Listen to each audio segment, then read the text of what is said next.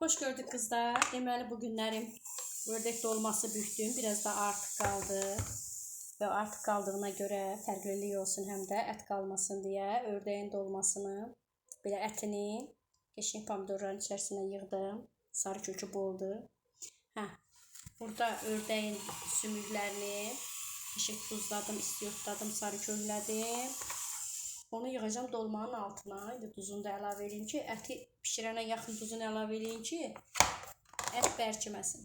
Əti duzladım, istiyotladım, sarı köklədim. Burada bircə dənə ət və qoyun ətidir. O da qalmışdı, onu da əlavə elədim. Ümumiyyətlə mən xoşlayıram. Dolmanın altında ət olsun. Bu belə. Burada yarpaqların lazımsızlarını atıram belə qazana. Ətin üstünə. Düzdür, yarpağım çox yumuşaq idi. Ətin dolmanın altına üstünə mütləq yarpaq düzün, onda dolmanın kəfi olmur. Qəşəng başlayırıq dolmalarımızı yığmağa. Dolma, yarpaq o qədər yumuşaq idi, özə bu iki təzə yarpaqdır.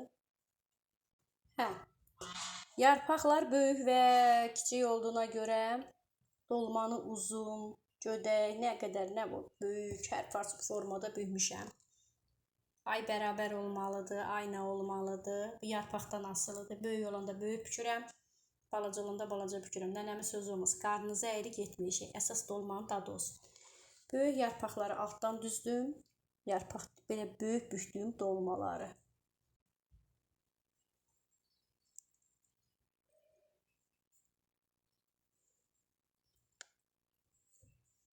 İndi də balaca olanları düzürəm.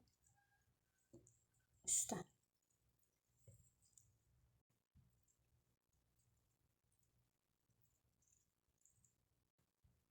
Qəşəng bükdük. Hazır. İndi ətdən qalan pomidorları da üstünə yerləşdirirəm. Ördəkdən pomidor dolması kimi pişirib bir yazsın görək. Ördək ətim çox olsa bir dəfə də badımcan, biber, pomidor pişirərdim. Bu böyükləri ortaya qoyaq. Çünki istəyik daha çox ortada olur. Balacanı da bu kənara qoyaq. Əssalam. Görüntü çox qəşəng. Yenə də artıq qalan yarpaqları düzürəm bura. Yarpaqlar biraz əzi-üzükdür, amma belə daha yaxşı olur. Dolmanın içine 2 xörək qaşığı yağ attığıma görə, ördəyin özündə yağı çox olduğuna görə üzərinə də 1 qaşıq yağ əlavə edirəm. Vəssalam, dolma gedir bişməyə. Çox az su əlavə edirəm.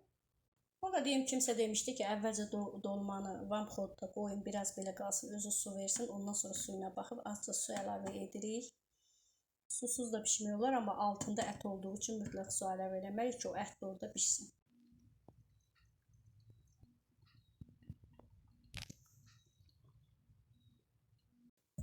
Dolmalar pişdi.